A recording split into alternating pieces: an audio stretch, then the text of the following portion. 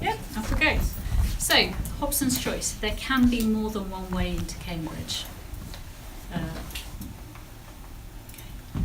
So, we also came at this from a point of view of need, really.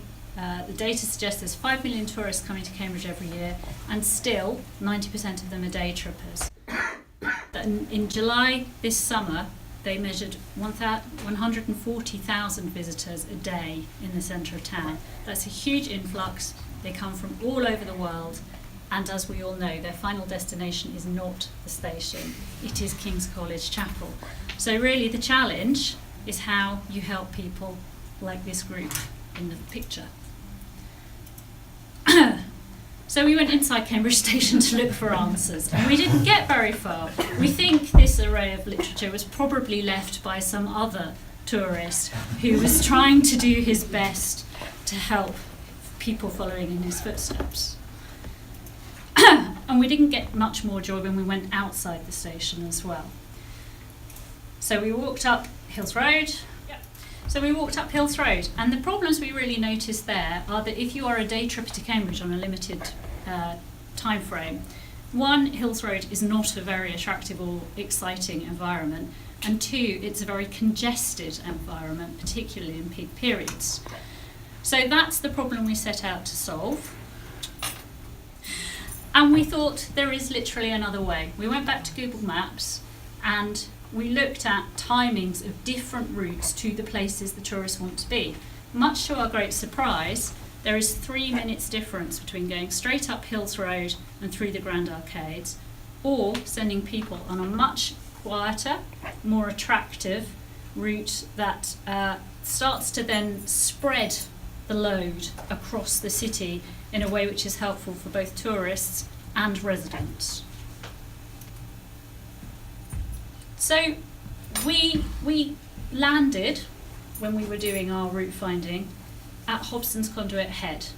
Now this is a very undervalued bit of city heritage, but we know that there is a consultation document running at the moment to upgrade the whole Hobson's Brook corridor, and we thought our tourist trail could be based on heritage and could really play on the Hobson's Brook story and use that as a way of getting people into the centre of town. So we went back to basics, really. In terms of the answers to the questions, our solution is not novel. It's about as simple as it gets. It's taking advantage of pre-existing assets to create a mixture of digital and very limited physical wayfinding. We thought you could put a map on the wall at Cambridge Station. People could take one photograph and then use those icons to guide them around the city. And maybe some limited installation on the pavement or beside the pavement as people walked around. There can be more than one way into Cambridge.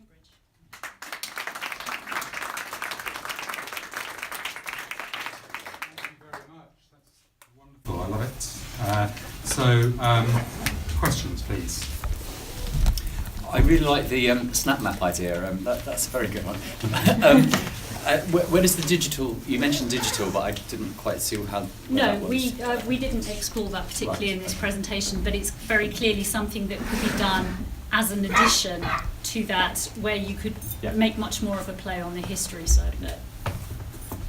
So at the end, you were showing like a matrix of possibilities on the wall. So no, Or is it probably didn't show very clearly. Yes, it's actually supposed to be a kind of series of views that you would see as a pedestrian, that you would know if you saw that view, you were in the right place, and then you proceed to the next step. So it's kind of like a visual checklist to know that you're going in the right direction. So one landmark lead you to another Yes. one. But then that map is next to Marks and Spencer Interstation here. Yep.